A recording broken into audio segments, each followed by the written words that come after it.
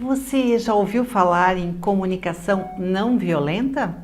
Pois saiba que esta comunicação veio para ficar e chancelar a nossa condição de humanos, apesar dos cenários adversos. Sobre este tema, nós recebemos agora no De Bem com a Vida a consultora Ângela Vega. Ângela é especialista em comunicação não violenta e também aconselhadora biográfica. Como vai você, Ângela? De bem com a vida? Muito de bem com a vida, Cris. É um prazer estar aqui com você. O prazer é nosso em te receber, Ângela. E eu vou te pedir a gentileza de explicar para nós o que vem a ser esta comunicação não violenta. Começo dizendo que a comunicação não violenta foi desenvolvida como metodologia por Marshall Rosenberg. A comunicação não violenta, ela se baseia em 4 passos ou 4 processos que são muito simples: observações, sentimentos, necessidades e pedidos. Como é que nós colocamos isso em prática? As observações são as frases que nós usamos para falar com as pessoas. Quando nós nos comunicamos, normalmente existem sentimentos ou emoções que surgem. Às vezes a gente se dá conta, às vezes não. Essas emoções, elas estão ligadas a necessidades que nós temos. E normalmente nós estamos pedindo alguma coisa para as pessoas, nem que seja atenção. Então, são esses 4 processos que compõem a comunicação não violenta: observações, sentimentos, necessidades e pedidos. É muita coisa para colocar em prática. Mas o que a gente pode fazer para inconscientemente deixar de lado esta prática violenta e passar a ter uma comunicação amorosa?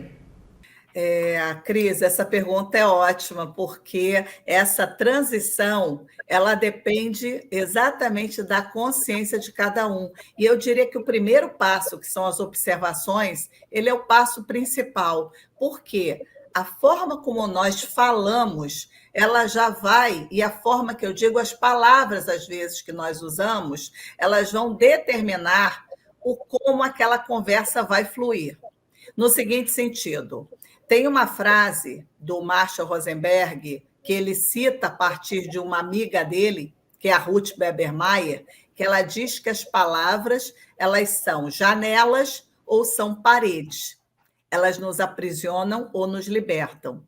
Então, quando eu falo com uma pessoa e eu já começo com essa fala usando julgamentos, preconceitos, rótulos, que é alguma coisa que a gente vai se acostumando e vai usando.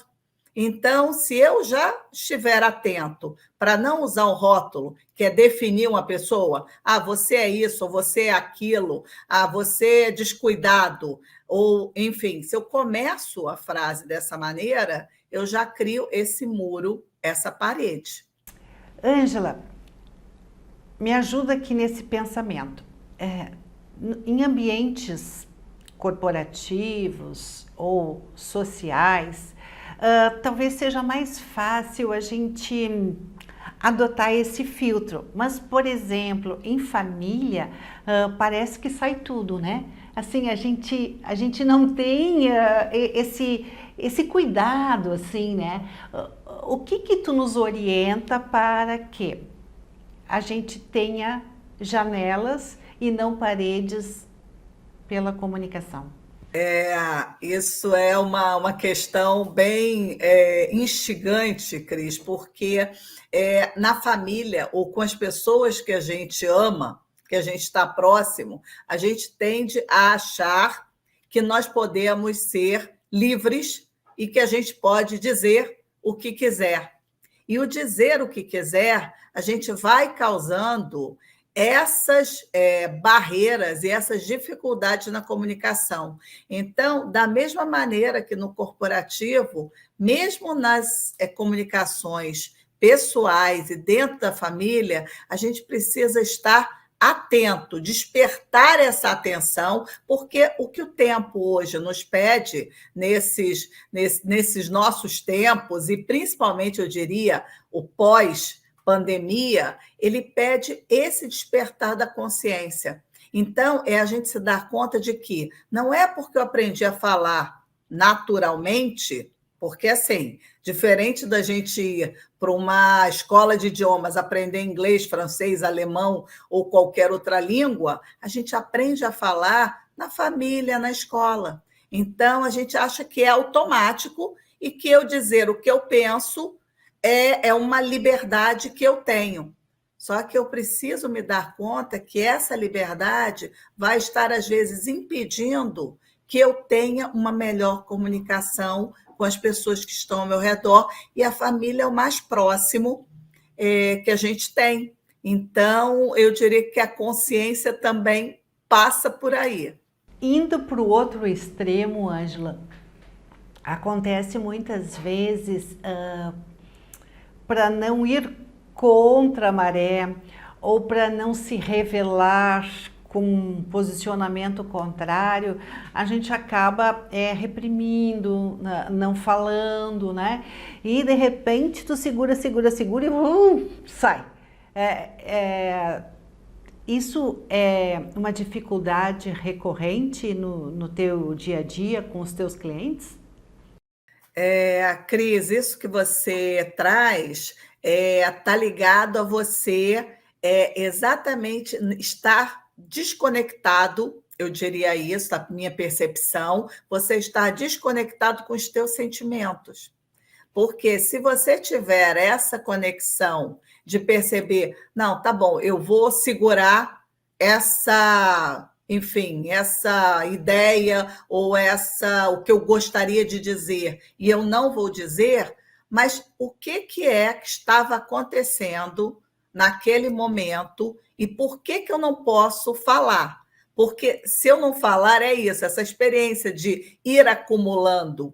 Isso não é com todo mundo, tem pessoas que são mais diretas, outras menos, mas esse padrão de acumular para, num determinado momento, estourar, é um padrão que ele precisa ser olhado e precisa ser tratado. Às vezes, até psicologicamente, porque às vezes existe uma dificuldade que a pessoa precisa olhar para ela com mais profundidade. Eu diria que, como uma coisa, como algo inicial, seria estar atento, porque isso já é pedir muito, de você estar atento o que te faz você segurar e você não comunicar a sua ideia, porque às vezes você tem medo de não ser compreendido, existe ali, como eu falei, emoção, né? Existe um medo ou existe uma raiva ali presente que faz com que você, eu não vou falar, porque se eu falar, eu vou explodir. Mas às vezes não. Então, eu diria que num primeiro momento é exatamente ter essa consciência e essa atenção, porque a gente também passa batido. Despertar os sentimentos ou se dar conta do que a gente está sentindo é importantíssimo, porque evita, às vezes, do processo ir seguindo. Excelente, eu tenho certeza que os amigos e as amigas que estão conosco vão começar a incluir a atenção antes de emitir as suas opiniões e elaborar conversas para que, como tu muito bem resgataste, a gente deve ter janelas, né? E não construir paredes nas nossas relações.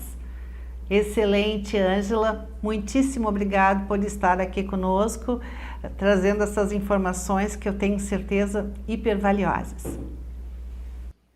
Muito obrigada, Cris. Para mim é um prazer poder compartilhar esses conhecimentos e essas ideias. Espero que sejam úteis para as pessoas que acompanham o programa.